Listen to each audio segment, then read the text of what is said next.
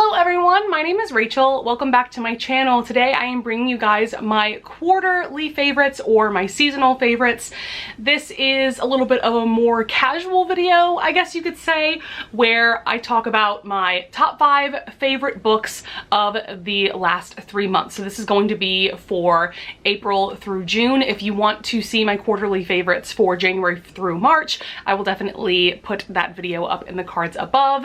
And yeah, I also tend to give a little bit of reading stats for the past 3 months. I also talk about music that I'm really into, TV shows, movies, things like that. So without further ado, let's just go ahead and get into it. I thought I would also include a little bit of like a mid-year update as well. So in the year of 2021 so far, I have read a total of 214 books, which is absolutely insane. That is definitely the most amount of books that I have ever read in a 6-month period, 6-ish month, because that's actually including books that I've read in the beginning of July so far. But let us go ahead and get into the stats for the season. I've read 112 books in the last 3 months. I read a total of 33,938 pages. The longest book that I read in that period was The Poppy War by R.F. Kuang, which isn't surprising at all because I have not been reading a lot of fantasy at all, so I had a feeling that was going to be the longest book, and that book is only like, I want to say about like 530 to 540 pages. And then the shortest book that I've read was The Husband Sitter by Jessica Cain, which was like 45 pages or something like that. Jessica Cain tends to write pretty short novellas, so again, wasn't surprised that one of her books ended up being the shortest one. Then I'm just going to kind of go through my star ratings. I read one 2-star book in this 3-month period, which is incredible. That's amazing. That means that I'm mostly enjoying everything that I've been reading in the last 3 months. I read 25 3-star books. That also includes 3.5-star reads. I read 48 4-star books and 35 5-star books. And that seems to be on par with my reading. Most of the books that I read, I tend to give 4 stars, but I have been getting better and better and better at picking books that I think that I'll really love. So that's also why I've been reading more 5-star books. Yeah, that's really it for the stats that I wanted to give in this video. In the past, for these quarterly favorites videos, I've gone into like how many books of a certain genre that I've been reading, but honestly, that gets really tedious for me to calculate, and I just don't think that it's very interesting to you guys, the viewers. But let me know if you guys would want me to include more detailed stats like that down in the comments below, because of course I want your feedback, of course. But all I can tell you is that, as per usual with me, I've been reading more and more and more romance novels.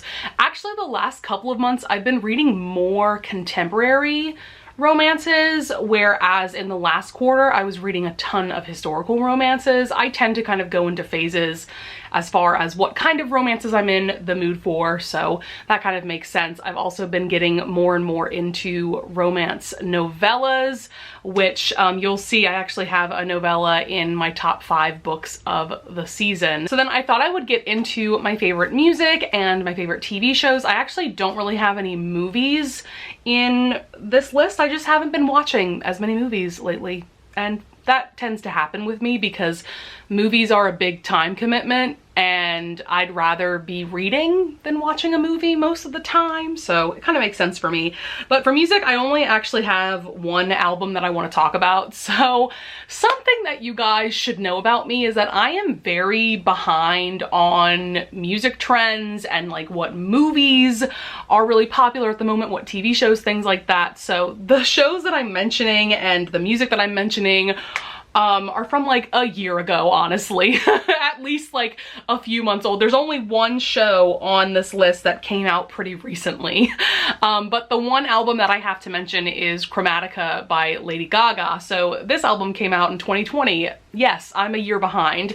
And I did listen to this album a bit in 2020, but really for some reason in the past couple of months, I have just become absolutely obsessed with this album, and I have been listening to it over and over and over again. I adore this album so much because there's like these really cool instrumental tracks that link a couple of the songs together, and I just think that that's genius. Sorry that the sky is falling outside. There's nothing I can do about that. But like literally every track on this album is a bop. Like there are no tracks that I would skip. I mean, what can we say about Lady Gaga that hasn't already been said? She's a musical genius. She's an incredible singer. Yeah, this album just excites me every time that I listen to it. And so then I'm actually gonna get into some Netflix shows that I've been really into lately. The first one that I wanna mention is Bridgerton. I finally watched season 1 of Bridgerton on Netflix. Now I will say, I still have the very last episode to watch.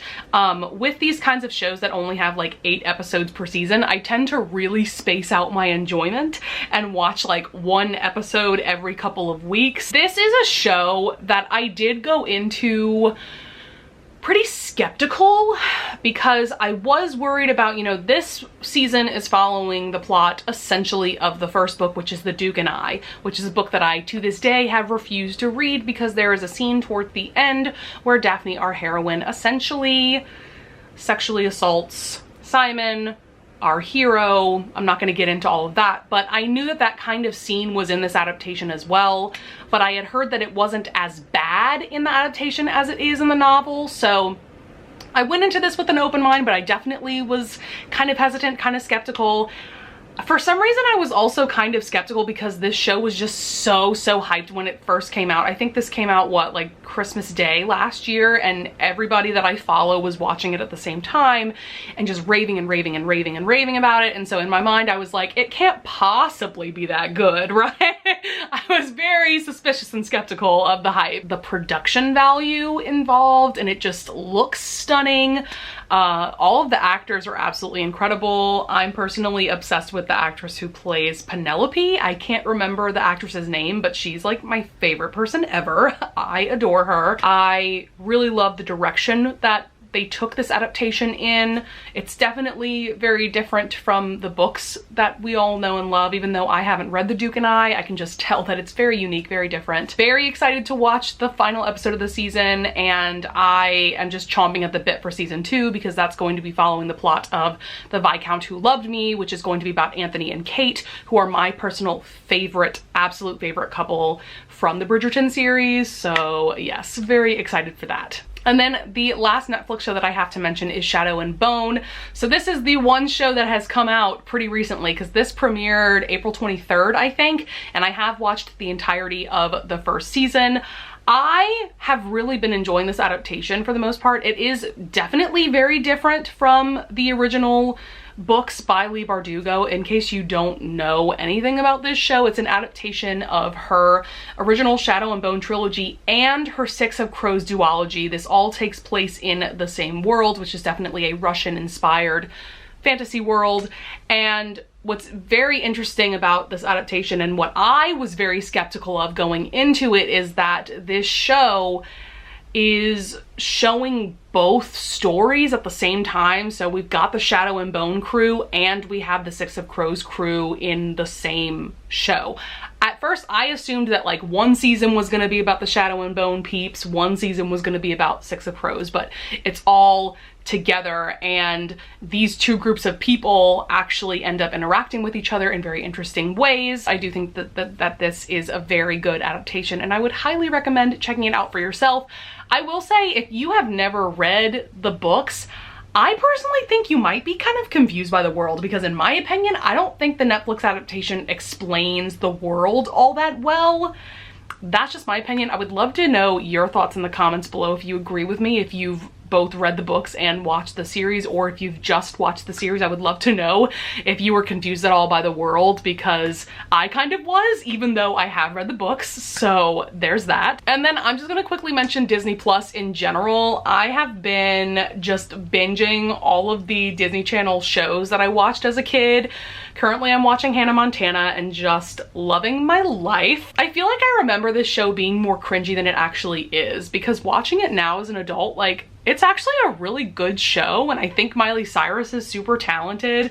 And like, yes, Billy Ray Cyrus can't act to save him his life, but it's still very entertaining. I'm glad that I've been rewatching it because I've definitely found a new appreciation for it. All right, we are going to get into my top 5 favorite books of the last 3 months. This was so difficult for me to narrow down, guys, because I've been reading some incredible romances lately. But after agonizing and agonizing over this list, I finally did it. I've narrowed it down to 5 books, and I'm pretty happy with the ones that I picked. So the first one is going to be a novella. This is Breaking the Bully by Jessica Cain. You guys know my recent obsession with this woman. I cannot stop reading her novellas. They are incredible. This was actually the very first novella that I read by her back in April, I want to say. And this one was recommended by Bree from In Love and Words. I will link her channel probably up in the cards. And she recommended this one because she's someone like me that kind of despises bully romances. This one, just like Bree said, it was written the way bully romances should be written. So let me tell you a little bit of the plot. We've got our hero and heroine. I can't remember names anymore, and I'm so sorry. But this book starts when they're 16, and they just have this instant connection with each other. But the heroine has this really emotionally or verbally and physically abusive father. And so he sees that she has this connection with this guy, and he tells her, if you don't start ignoring this boy right away, I'm going to make your life more of a living hell than it already is. And so she starts ignoring him at school. Our hero interprets that as her thinking that she is too good for him. So the story does pick up 2 years later. He's been bullying her this whole time. And basically they get into a situation where he realizes how abused she's been by her father and how terrible her life has been. And so this book has some of the best groveling ever because he realizes how terrible he's been to her. And so they do eventually start a romantic relationship. Things go on from there. I will say, you know, just like with every Jessica Cain novella, this gets very steamy at times if you're uncomfortable with teenagers having sex on the page. Although in my opinion, you know, they're both 18, they're both adults, so it's fine. But I just have a connection with this novella in particular that I don't really have with most of the other novellas that I've read by Jessica Cain. I also loved that the hero, like, yes, he's bullying the heroine for a good chunk of this novella, but at the same time, he's been pining after her this whole time. So if you love those kind of heroes, also he's a virgin hero. Yeah, it's amazing. Talking about this novella makes me want to reread it because it's just that fantastic. All right, so the other 4 books that I have in my top 5, I have physical copies of. So the next one, we have a historical romance here. This is Thief of Shadows by Elizabeth Hoyt. This is book 4 in her Maiden Lane series. This is everybody's favorite book of the series, and for very, very, very good reason. So we have Winter Makepeace. He is actually another virgin hero. Can we tell that I'm into that trope? But this also gives a lot of like Batman vibes because by day, Winter is the owner of this orphanage essentially, but by night, he is the ghost of St. Giles. He is a vigilante fighting crime in St. Giles. And then we have our heroine, let's see, Isabel. Yes, that's her name. She is a widow. And basically they kind of get into a situation where Winter needs to learn different kind of etiquette things about the aristocracy. Otherwise he's kind of in danger of losing his job because he needs to be able to talk to members of the aristocracy to get them to donate to this orphanage. And so Isabel agrees to teach him all of the etiquette things, teach him how to dance, how to talk to people, all of those things, and a romance ensues between the two of them. And I just cannot with Winter. He's one of my favorite heroes at this point. I just love the dynamic between Isabel and Winter because Isabel definitely gets under Winter's skin and provokes him. And the way that he reacts to that is just like so hot and just everything, and the Batman vibes. It's just everything. I mean, you could read this as a standalone, but I do think that you would appreciate the story of this book if you at least read the book that takes place before this one, which is Scandalous Desires. But yeah, Absolutely incredible. Definitely one of my all-time favorite historical romances at this point.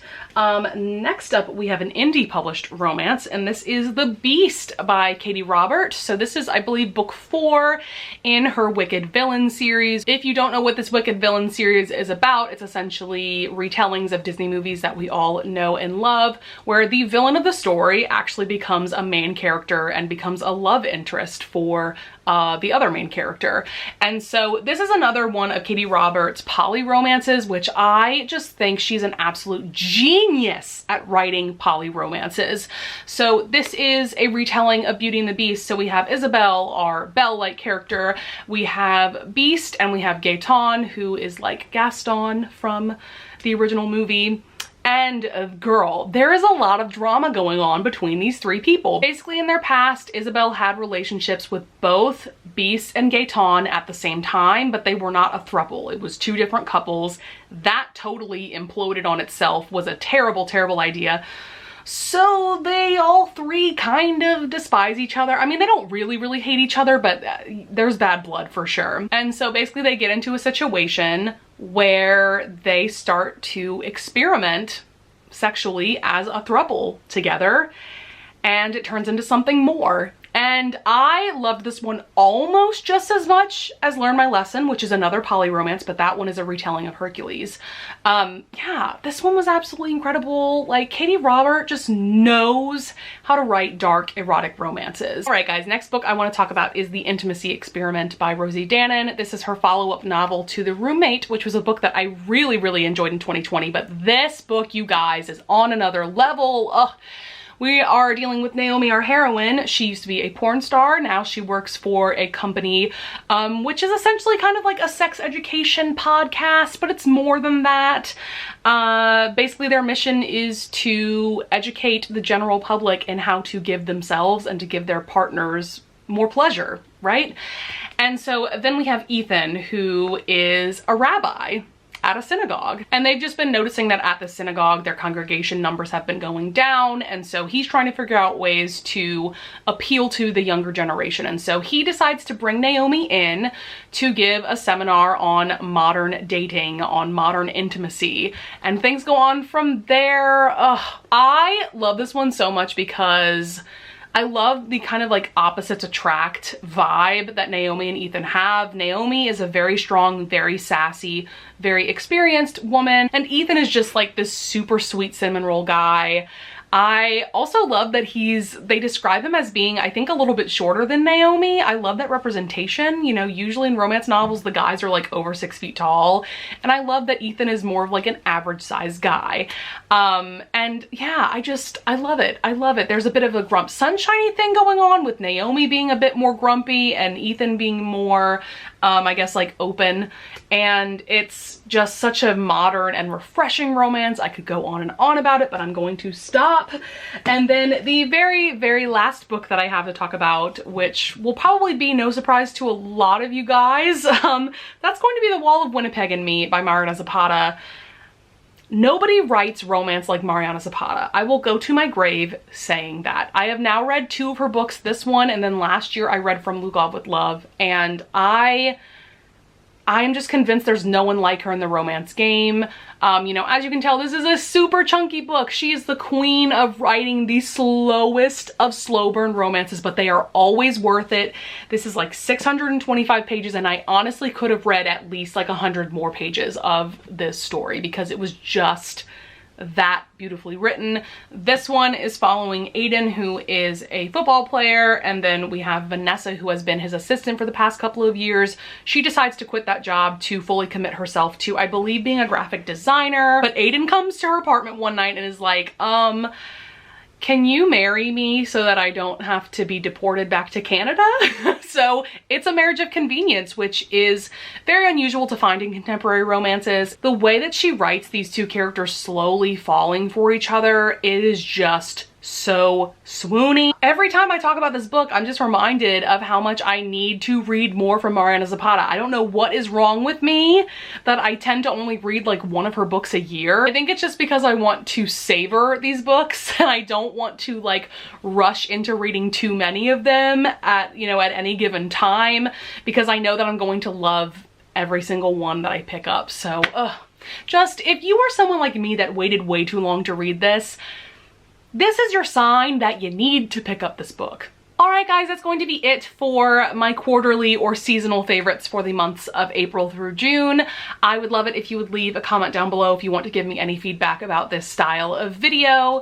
And yeah, I would love it if you would leave a like and subscribe, and I thank you so much in advance if you do, and I will see you guys in the next video. Bye!